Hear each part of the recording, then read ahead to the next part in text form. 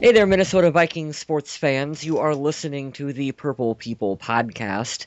My name is Kyle West, and I am accompanied by Adam Carlson. Adam, you ready to talk about football?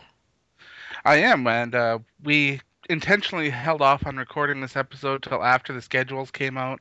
We wanted to talk about that because we not only knew that there wouldn't be a whole lot else to talk about during this slow off-season time, hmm but because the schedule release is actually pretty interesting.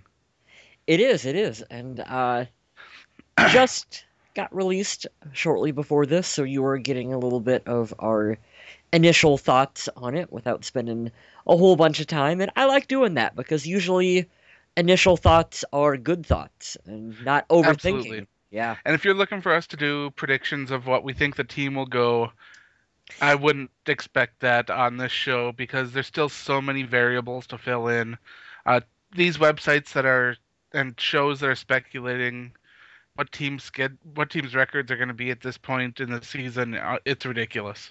Outrageous. I won't even begin to peg a win or a loss on any of this yet because it's not even draft day No, no. yet. We have no idea what direction the Vikings or any of the other teams are going to be going in, let alone pegging a win or a loss on it. Way too early for that stuff.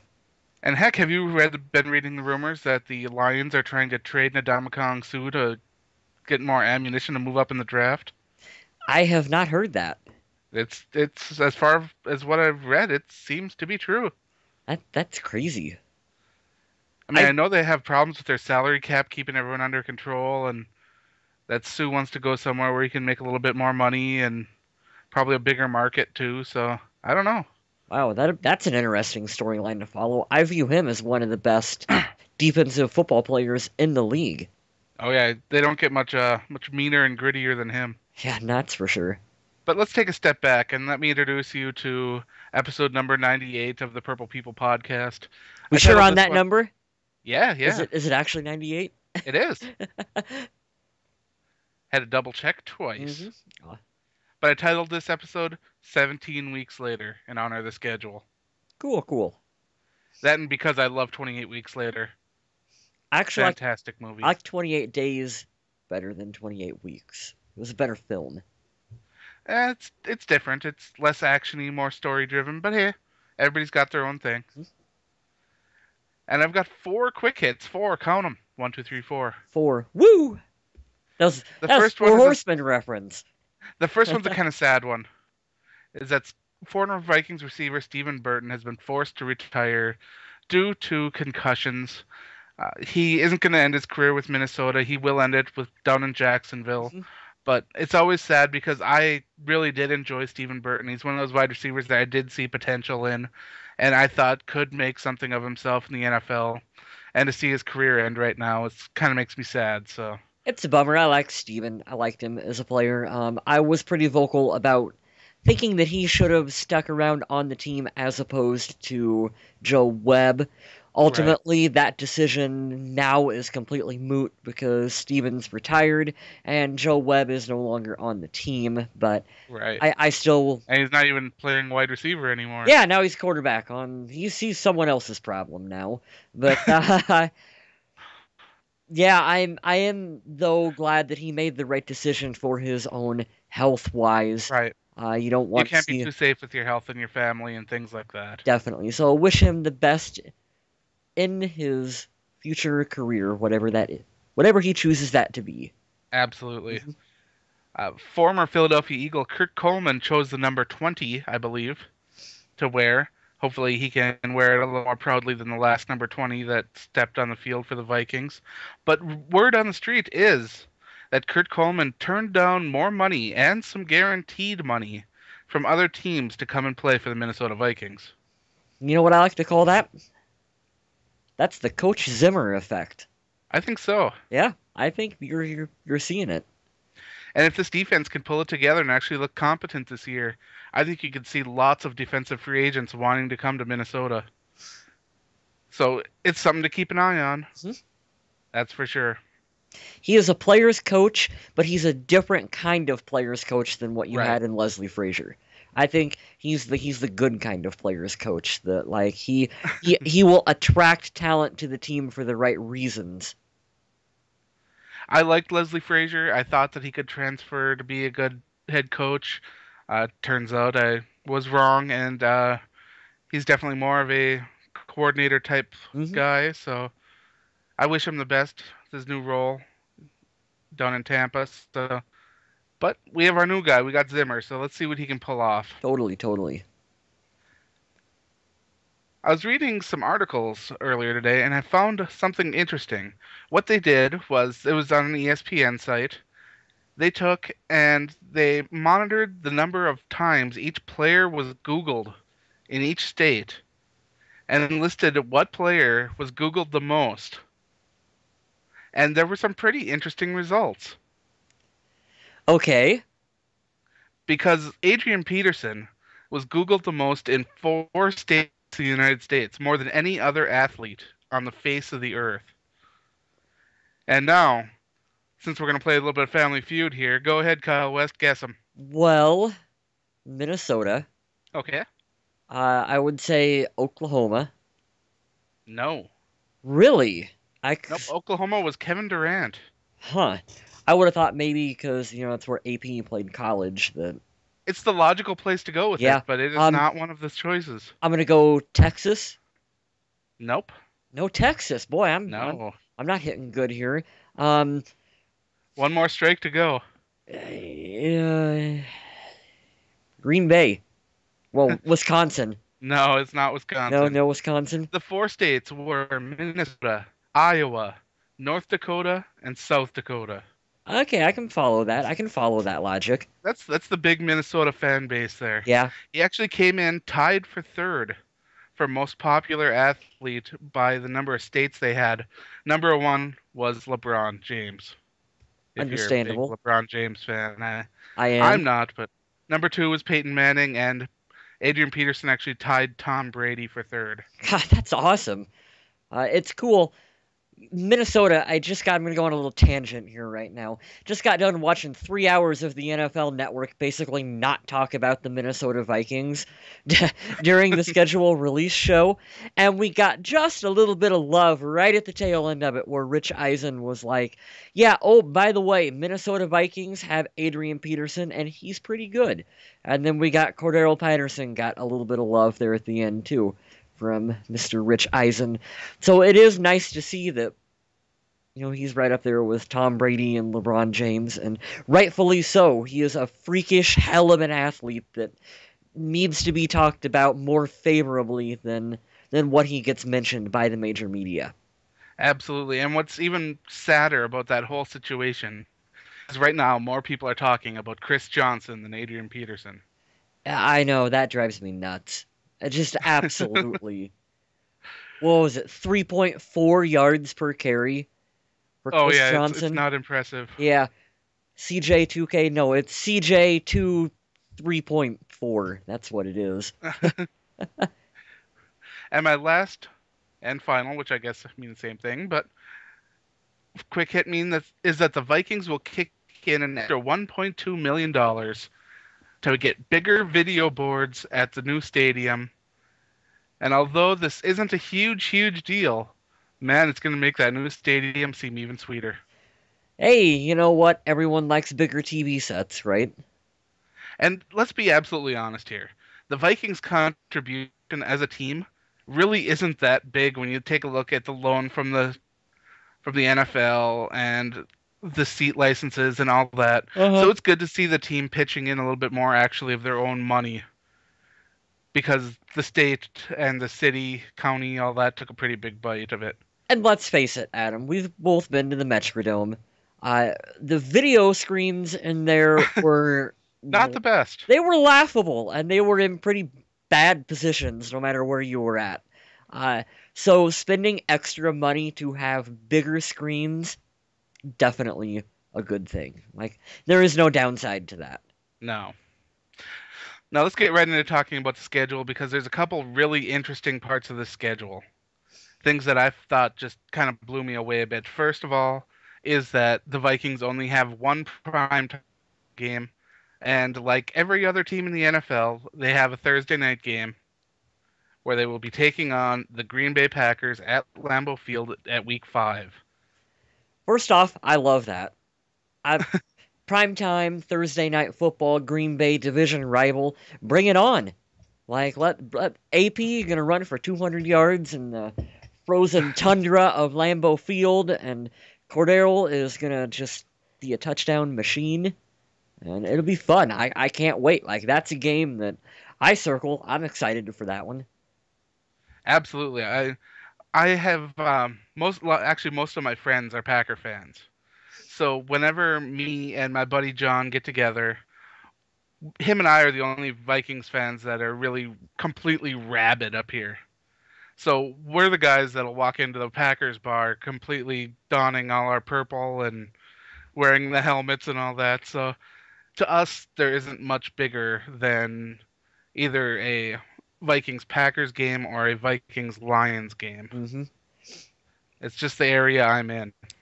But the other really, really interesting thing is that aside from the one Thursday night game, every game is a Sunday noon game. There are no 4 p.m.s, there's no 3 p.m.s, there's no screwing around. Aside from the one game, it's noon. And there's the possibility for maybe some of those to be flexed out into a If the primetime Vikings game. prove to be competitive, yeah, Yeah. it could definitely Uh, happen. I I'm not surprised that they're all noon games, just based on two factors: the win-loss record for last year, and no matter how good AP is, Vikings quarterback situation. What is it? And you can clearly see on the schedule as a whole by the NFL that they are trying to put as good of games as possible out there in prime time. They're really tried to avoid those lopsided, disastrous games. Yeah, And I understand them not wanting to put the Vikings in the situation where they could be, a blowout, boring primetime game. right. Uh huh. But actually, I was just looking over the schedule, and these are all Eastern-based teams. I mean, the furthest west that I see looking down the list is it's got to be either the Rams, which is in Minneapolis, Uh huh. or the Saints. The rest are all Atlanta, Green Bay, Buffalo, Tampa Bay. The Vikings don't have to far at all this year. No. No real West Coast trips at all. And I wanted to make note of the fact that, our bye week is in week 10. Oh, I it's about time. I love that. That is the perfect time for a bye week. I hate having them early on in the season. Like last year's Week 5. That's a waste of time. Absolute waste of time to have a week 5. No, you give it to me week 10. That's great because you were either in need of that bye week because you were doing great and you need to you want to get rested and you want to make a playoff push at the end of the season, or it's, bye week, we've completely stunk it up and we can just kind of focus on what we've got to do to get young guys out there on the field to look towards next season. And And, I just like it. I like it a well, let's lot. be honest. The regular season puts a lot of wear and tear and grind on your bones. And when you get a bye week in Week 5, you don't have that much to rest up from after 4 weeks. Not Now, really. after 9 weeks of playing, and then you get a break, and then you get to go back and play at least 8 more. Uh-huh. More, I don't know. But whatever it is, when it's in the middle, that does give a lot of people time to rest up, heal up some injuries. Really, when it's either at the beginning or the end of a schedule, it can be hell for players that struggle to stay healthy. Definitely. And I forgot what point I was going to make next. So just go, just go ahead with whatever you have next year, All Adam. right. The Vikings the NFL kept in tradition of having a division opponent close out the schedule. This year, it will be the Vikings playing the Chicago Bears at home. And that should be one freezing adventure right there. December 28th. Yeah, we haven't even mentioned that. Our home Oh, games are outdoors. TCF Stadium, the Gopher Hole, oh, which it's going to be terrible. yeah, of course, all Vikings fans should know that, but it's like, hey, we got to remember now that when we're talking home games, we're talking December 28th, outdoors to close the season Absolutely. in Chicago. Wow, bundle up for that one. Yeah. It's going to be. I'm actually going to be surprised if that game sells out. That one. Not because Vikings fans are too weak for it. It's just you go to that game and it's -20, -25, or something like that. The NFL might even have to move this game somewhere else Yeah, because things just. I don't think they really understand how freaking cold it can get. Minnesota. Although, we're a phrase that I've coined in Minnesota tough in terms of just outdoors, cold, frigid weather, and just walking around in like long So, sleeves and no coat on. so do you think Jay Cutler's Minnesota tough? I don't think Jay Cutler is, but Because I he's going to be there trying to compete in that game. I'm confident that our guys will be able to handle it. Oh man.